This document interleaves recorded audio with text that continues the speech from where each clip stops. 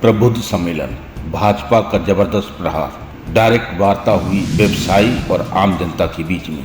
सबने अपना इस मंच पर अपना अपना प्रस्ताव, अपनी अपनी समस्या रखी और सीधी बात करके ये आश्वासन लेने का प्रयास किया कि अगर हम आपको जिता करके दिल्ली भेजते हैं तो क्या आप हमारा कार्य पूरा करेंगे अथवा नहीं, हमें सुरक्षा देंगे, धनबाद का विकास होगा। कोयला मात्र 20 साल तक है, 20 साल के बाद धनबाद का भविष्य क्या होगा।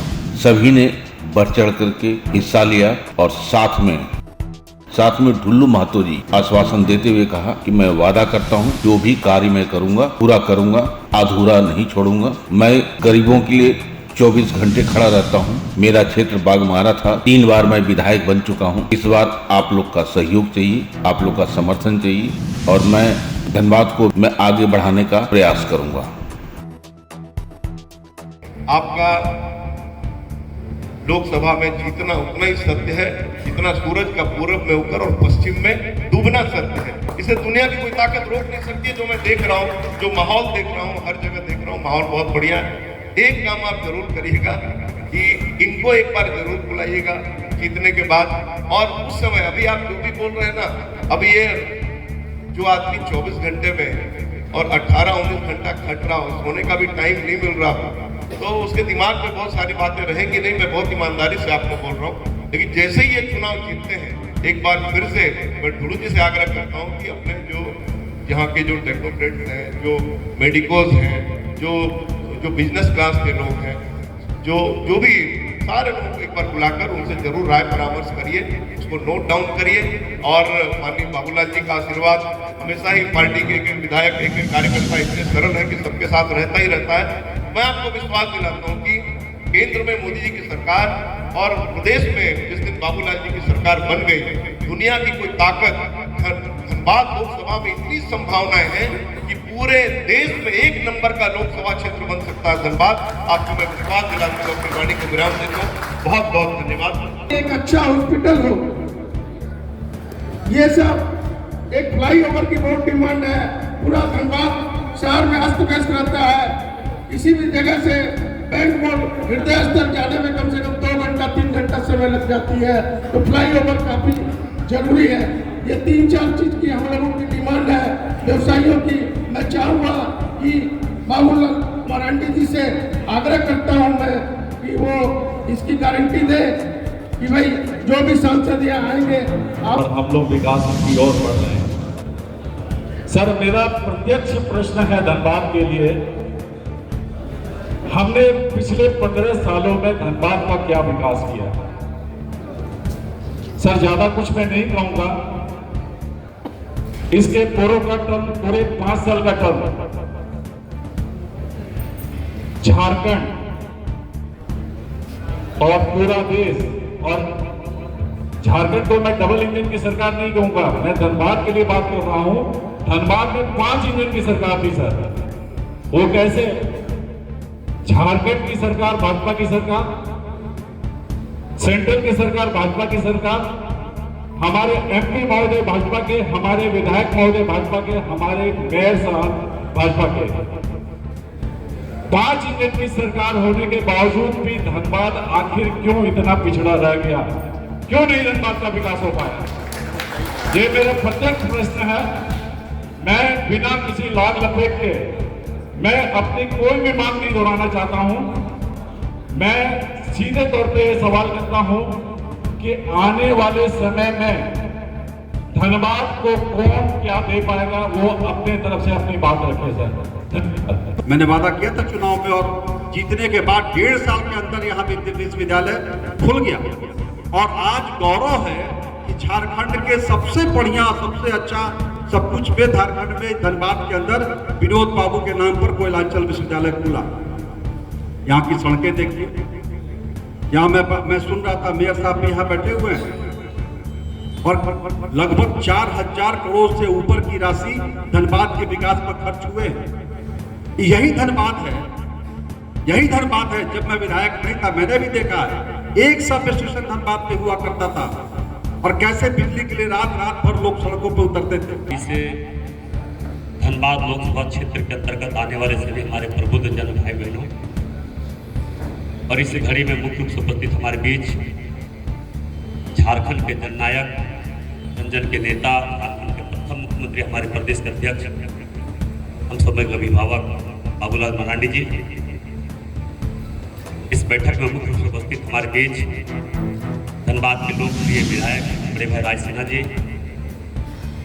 हमारे बोकारो के लोकप्रिय विधायक और हमारे विधानसभा के मुख्य सचेतक बड़े भाई किरण सिंह नारायण जी, हमारे बीच सिरसा के लोकप्रिय विधायिका अर्चना सिंह गुप्ता जी, बड़े भाई सत्येंद्र कुमार जी, हमारे धनबाद लोकसभा के प्रभारी बड़े भाई सुरेश साहु जी, बड़े भाई सरवन राय जी, उपस्थित हमारे जयदेव राय जी, हमारे गौरवर जी जो जिलाध्यक्ष हैं, हमारे तारा देवी जी जो हमारे सिंदरी विधायक के धर्मपत्नी हैं, बड़े भाई संजीव अग्रवाल जी जो हमारे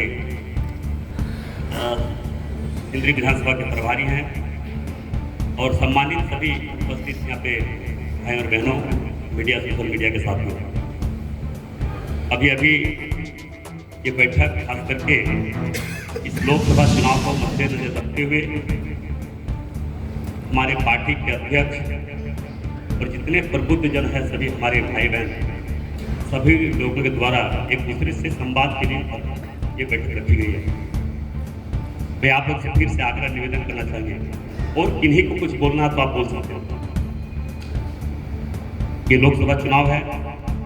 इस लोकसभा चुनाव में हमें लगता है कि 99%, 100% आप लोगों का सहयोग, आप लोगों का आशीर्वाद भारतीय जनता पार्टी के पक्ष में शुरू से ही सदियों से चलता आ रहा है।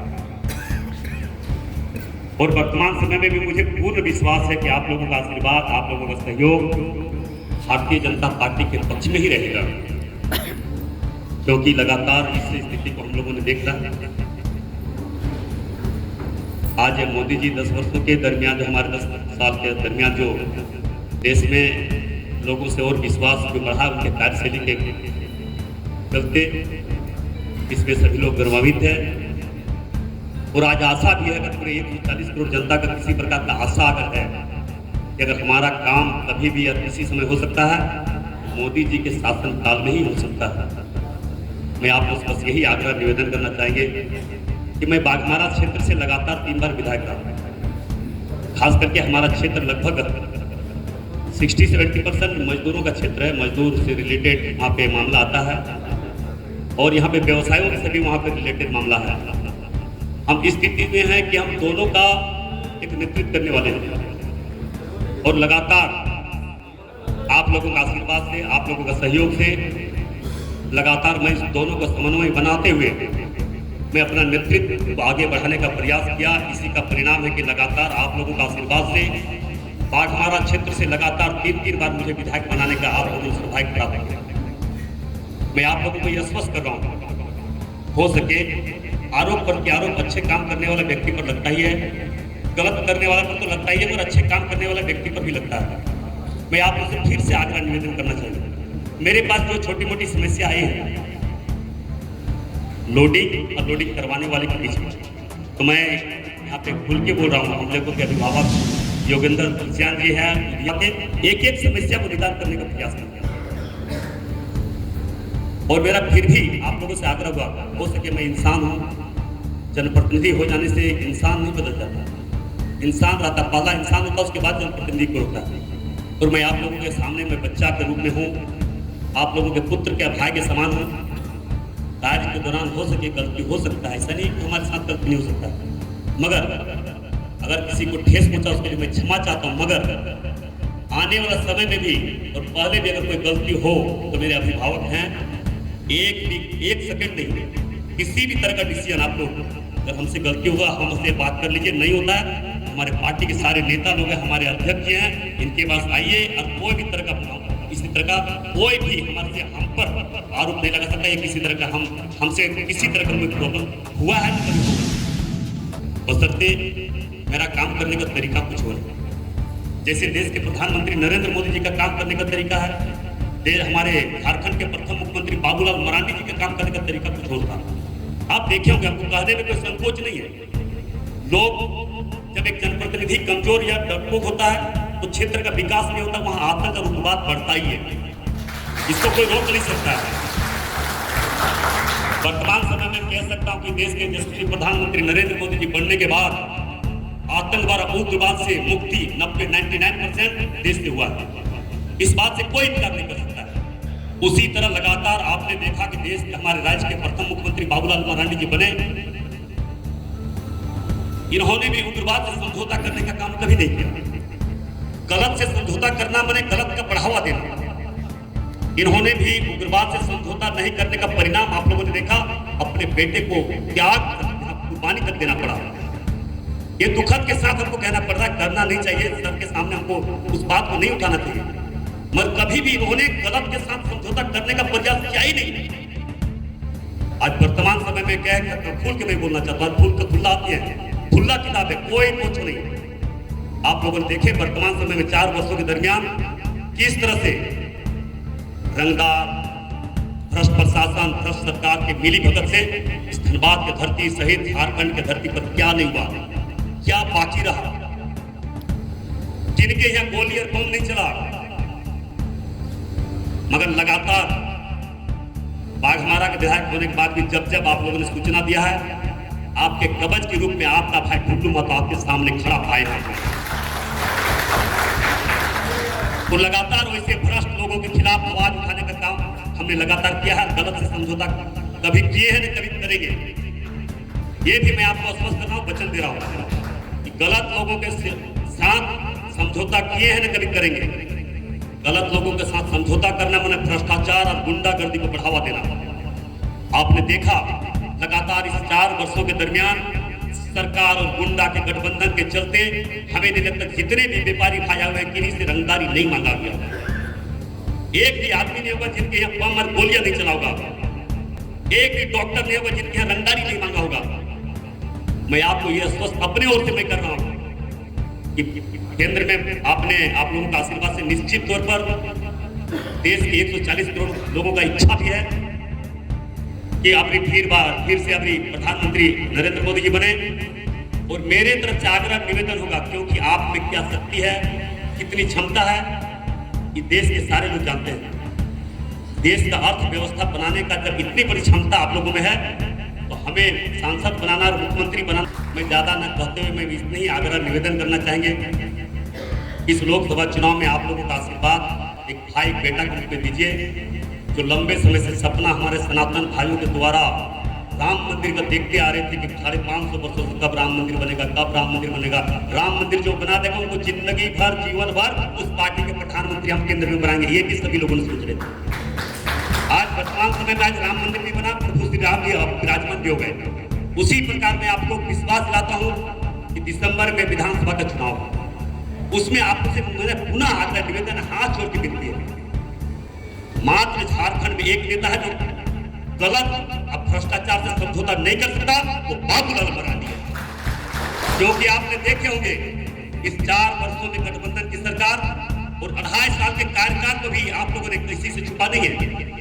अभी जो जितना कोई कुछ बोल ले, हम विकास किए, फलना किए, तुझका किए, ठिसका किए, जितना 2.5 वर्षों में जो काम अभी रोड एक गांव से शहर तक, शहर से रोड तक, एक नदी से दूसरे नदी से गांव तक, अगर जो भी जाल बिछाया, जो भी मैप बनाया, सारा बाबूलाल मरांडी का देन है। और आज लोग याद कर रहे हैं, मगर कुछ ऐसे लोग जो झारखंड के प्रति गलत मानसिकता रखने वाले लोगों का स्वार्थ पूरा नहीं हुआ, तो तरह तरह के हथकंडा अपनाकर ऐसे इंसान को झारखंड के बारे सोने से उठने तक सिर्फ झारखंड के बारे में सोचना, झारखंड के लोगों के बारे में सोचना, झारखंड के व्यापारियों के बारे में सोचना, वो है बाबूलाल मरांडी। इस बात से कोई इनकार नहीं कर सकता। मैं आप लोग से फिर से आग्रह निवेदन करना चाहेंगे, हम और तरफ नहीं जाना चाहेंगे, क्योंकि हमारे कतरास के व्यापारी बंधु लोग भी आए हैं।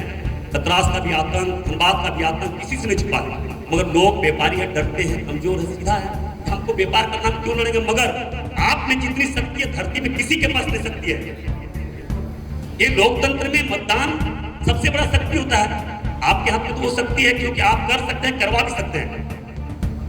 ये लोकतंत्र में सबसे बड़ी शक्ति मतदान का है, वोट का। इसी में आपको बदलना है, गलत सही लोगों को चेंज करना है, कौन गलत है, कौन सही है, कौन क्या है, नहीं है, उसको चेंज करने का मौका ही 5 साल में आता ही है। 5 साल में अगर गलत लोगों को आप चेंज कर लीजिएगा, सोचिएगा कि नहीं काम हो रहा, नहीं हो रहा, क्यों नहीं होगा। आप लोग से मेरा विनती है, निवेदन है, सभी लोग बागमारा भी गए होंगे, वहां पे भी मेरा जितना प्रयास हुआ है सामाजिक क्षेत्र में, धार्मिक क्षेत्र में, विकास के क्षेत्र में, लोगों को सहयोग करने के क्षेत्र में, मजदूर के क्षेत्र में लगातार काम मैं किया हूं। मैं धन्यवाद का आप लोगों का आशीर्वाद से केंद्रीय नेतृत्व, प्रदेश नेतृत्व द्वारा मुझे और आप लोगों का आशीर्वाद से धनबाद लोकसभा से मुझे प्रत्याशी बनाया है। लोग तरह तरह के बात बोलेंगे, करेंगे, मगर उस पर हम लोगों को नहीं जाना है। ये विश्व की सबसे बड़ी पार्टी है भारतीय जनता पार्टी। है भारतीय जनता पार्टी बिना सर्वे करवाकर किसी को, आम आदमी को नहीं करता। वो देखता है कि समाज में कौन क्या कर रहा है, नहीं कर रहा, पूरा सर्वे करवा लेता है। ऐसा नहीं कि सब लोग करते हैं। चाहे एम्स की समस्या हो, चाहे फ्लाईओवर की समस्या हो, या फिर एरोड्रम की समस्या हो, धनबाद का विकास पिछले 10 साल से एज इट इज है। क्राइम का रूप बढ़ते चला गया, फिरौती, मांग, मर्डर, ये काफी हद तक बढ़ा है। इसका अच्छा खासा विकास हुआ है। इसी पे दांव खेला जा रहा है भारतीय जनता पार्टी के द्वारा कि अगर हम जीतते हैं ये सारी समस्या को हटा देंगे। लेकिन अभी जो वर्तमान सरकार है वो यहाँ पे अभी चुप्पी साध के बैठी हुई है, क्योंकि वो मौन का कारण ये है कि शायद कहीं न कहीं उसका तार जुड़ा हुआ है ये सब लिंक से। आज के डेट में जनता जागरूक हो चुकी है और वो चाहती है कि मुझे एक ऐसा लीडर चाहिए जो हमारी सुरक्षा भी करे, हमारा विकास भी करे और देश की उन्नति में उसका भागीदारी भी हो। भाजपा सरकार ने बहुत हद तक अपने आप को आगे बढ़ाने का प्रयास किया। मोदी जी का नाम ही काफ़ी है आज की डेट में। उग्रवाद से लेकर के सब चीज़ को ख़त्म किया, 370 भी हटाया, मगर फिर भी लोग उनको दोषारोपण जरूर करते हैं। क्या किया मोदी ने? मंदिर बना लिया। मेरा क्या हुआ? हमको 2 करोड़ रोजगार नहीं मिला। क्या कोई भी अगर दल ये गारंटी ले ले कि मैं 2 करोड़ रोजगार जो है आपको यानी कि नौकरी दूंगा, ये बेतुका वाली बात है।